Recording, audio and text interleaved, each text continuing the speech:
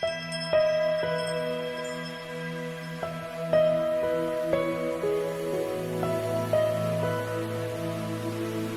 நாளிலே கூட கர்த்தர் நமக்கு தருகிற ஒரு வார்த்தை, உனக்கு அதை தருவேன்.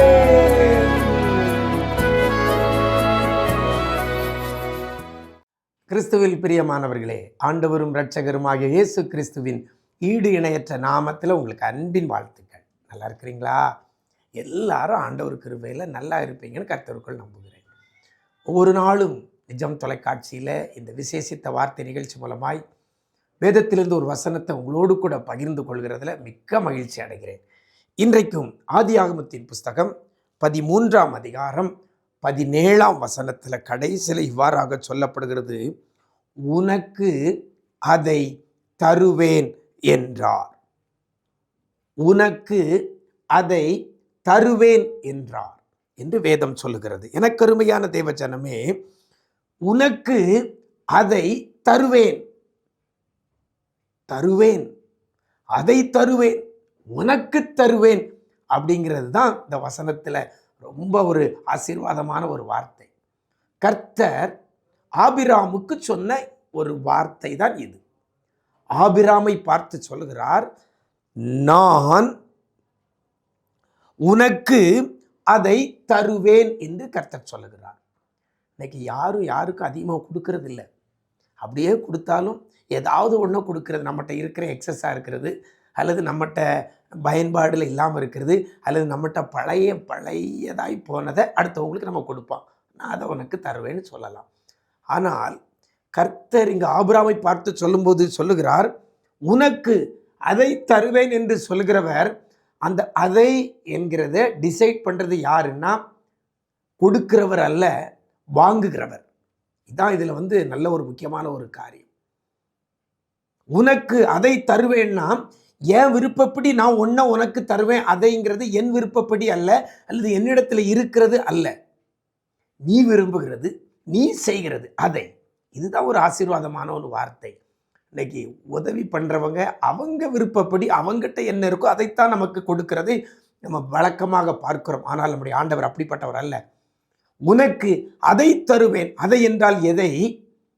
அந்த அதை என்பதை டிசைட் பண்ணுறது, தீர்மானிக்கிறது யார் என்று சொன்னால் ஆபிராம். அந்த வசனத்தில் ஆரம்பத்தில் சொல்லப்படுகிறது, நீ எழுந்து தேசத்தின் நீளமும் அகலமும் எம்மட்டோ அம்மட்டும் நடந்து திரி. நீ எழுந்து தேசத்தின் நீளம் அகலம் எம்மட்டோ அம்மட்டும் நீ நடந்து திரி. நீ எங்கெல்லாம் நடந்து திரிகிறியோ, நீ நடந்து திரிந்த இடம் அதை உனக்கு தருவேன். அப்படின்னா எவ்வளவு இடம் வேணுமோ அதை தீர்மானிக்கிறது ஆபிராம். ஆபிராம் எவ்வளவு இடம் அலைந்து நடந்து திரிகிறானோ, எங்கெங்கெல்லாம் வேகமாக நடந்து எவ்வளவு டிஸ்டன்ஸ் போறானோ அவ்வளவு இடம், அதை தான் அதை. எனக்கு அருமையான தேவஜனமே, இன்றைக்கும் கர்த்தர் உங்களை பார்த்து இந்த வார்த்தை உங்களுக்கு நேராக கடந்து வருகிறது.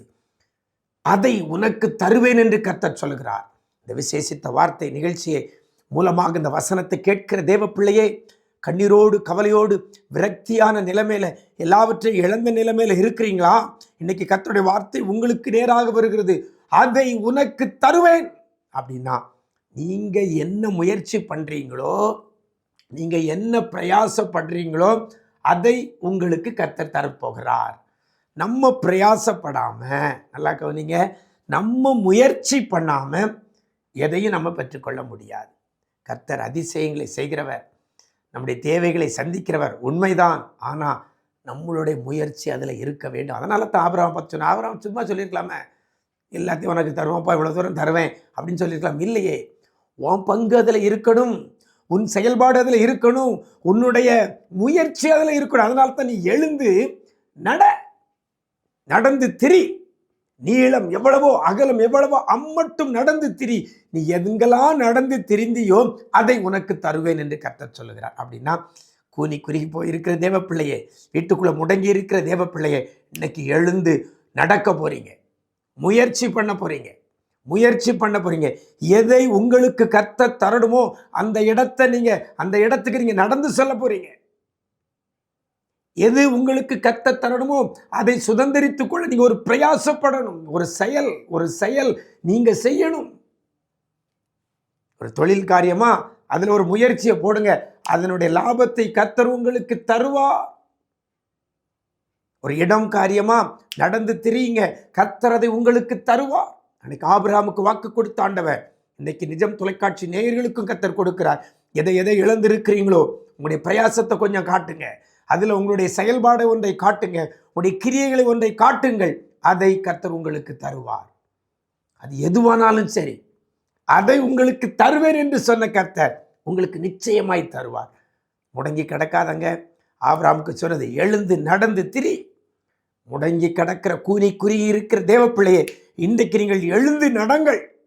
அந்த காரியத்திற்காக ஏதாவது ஒரு முயற்சியை செய்யுங்கள்.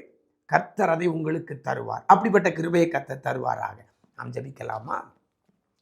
நேசிக்கிற நல்ல பிதாவே, ஆசீர்வதிக்கப்பட்ட இந்த நல்ல நாளிலே கூட அதை உனக்கு தருவேன் என்று ஆபிரகாமுக்கு வாக்கு கொடுத்த ஆண்டவர், இன்றைக்கும் இந்த நிஜம் தொலைக்காட்சி நேயர்களாக இருந்து இந்த வார்த்தையை கேட்கிற பிள்ளைகளுக்கு என் ஆண்டவர் பிள்ளைகள் விரும்புகிறதை, பிள்ளைகள் எதிர்பார்த்திருக்கிறதை, பிள்ளைகள் ஒரு சின்ன முயற்சி செய்து சின்ன பிரயாசப்பட்டு அதை என் தேவன் பிள்ளைகளுக்கு கொடுக்க போறதற்காக நன்றி செலுத்துகிறோம்.